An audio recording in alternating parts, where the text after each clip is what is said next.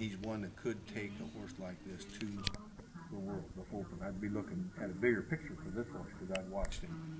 The horse has got the ability and the talent. I can see that if he holds all together for the next 6 months or so. Yeah. And but he's soft and he's willing.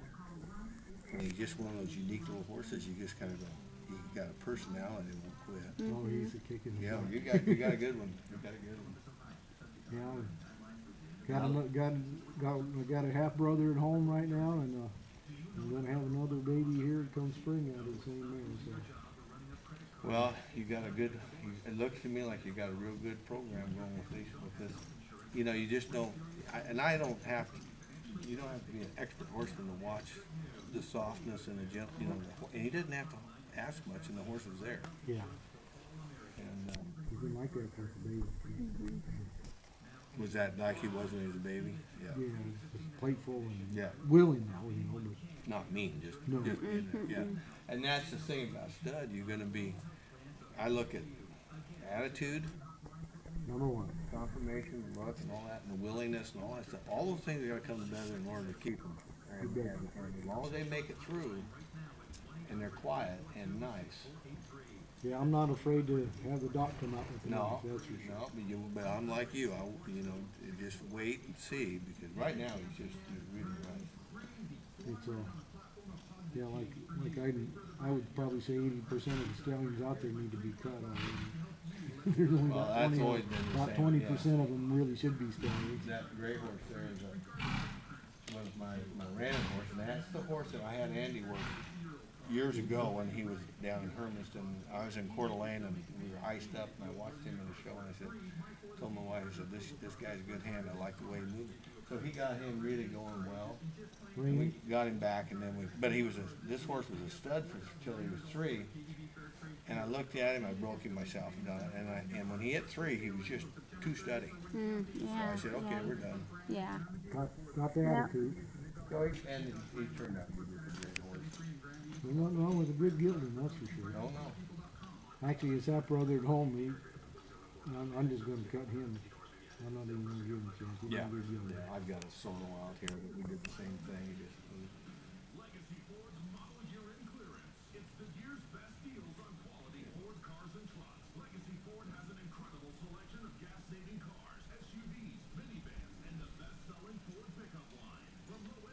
And this horse, even as a baby, he don't kill you. Never do. This horse here? Yeah. His mom would be out there grazing, and he'd go lope around mom for like 20 minutes straight. And 20 minutes, and like, most of them make 3 or 4 laps and quit. How's it mama bred? She's King Fritz New Bar Cross. Okay.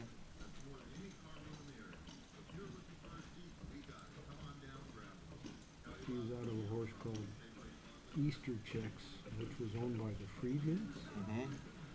And from what I understand, they lost her in a poker game. And the neighbors ended up with her. Hmm. And they were trying to get her back, and never could get her back. Well, and, actually, her mom was the last horse cut because people across the street were mule people. They were making mules with her. Mm-hmm.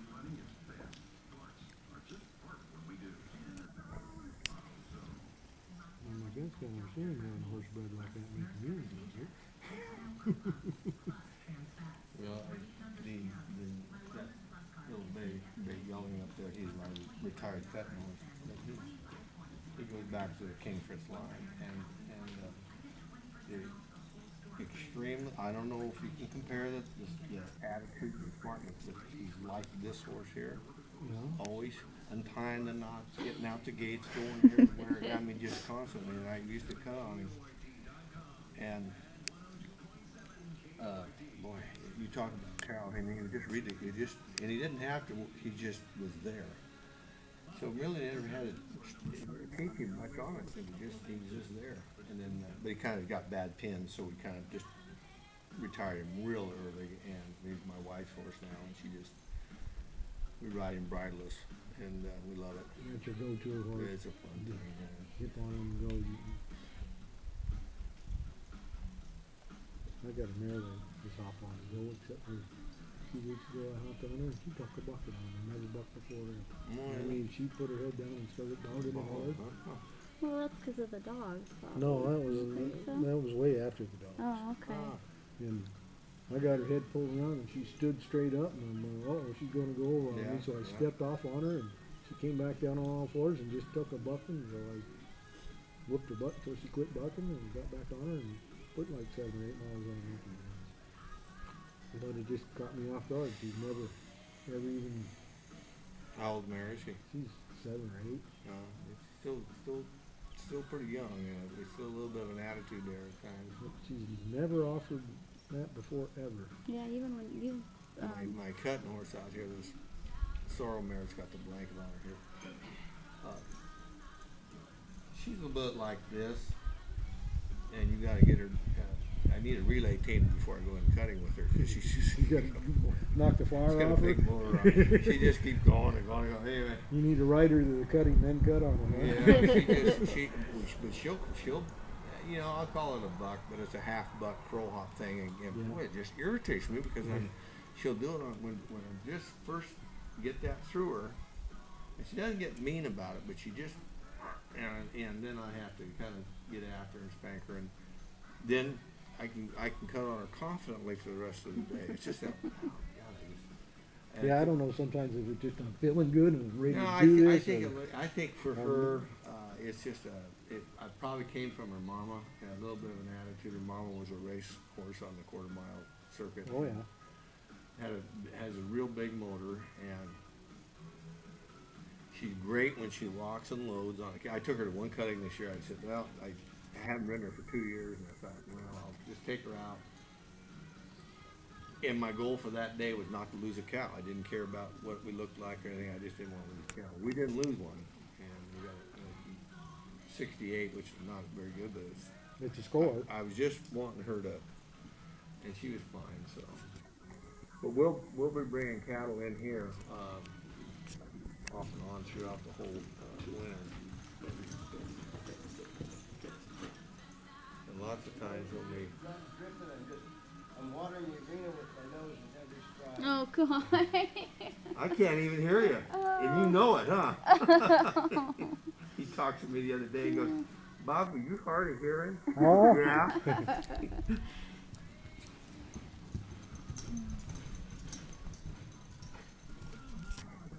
Starting to look pretty fit, isn't Yeah, he is. I was just gonna say, he looks good.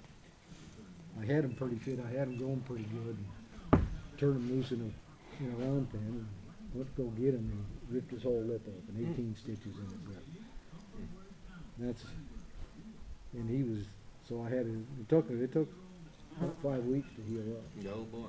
Yeah, 'cause Because after about 3 days he ripped the stitches out, he was just goofing off again, you know. Well, he's still young, but I think the more this calm, soft work that he's doing on him, and the thing about Andy, he can feel them and says, well, I got to go back to the toolbox and adjust something, and that's what he does it, and he's very, very good at that. Yeah, And just letting him get that. Just getting the body and the feet control. that's something what she has is the feel, you know. You can't teach the feel, it's something you have, you don't. Yeah, just gotta have it. Do you ever go to Idaho for shows? Yeah. I just met Jimmy Kemp. I know the name. Yeah, he's from what part of Texas? I forgot what part of Texas. I haven't, but he's a cool guy. He came in. I do hair, and he came in and I cut his hair. Oh, really? And it was when they just had that 2-week fraternity over there, and so I went over there and kind of hung out for the day. But it was cool to see that guy. And he's a cutter, right? Yeah. yeah, how many titles does he have? I don't know how many titles he has, but he's been on the road for like 5 months, and it's just crazy. What'd you say? He's 70?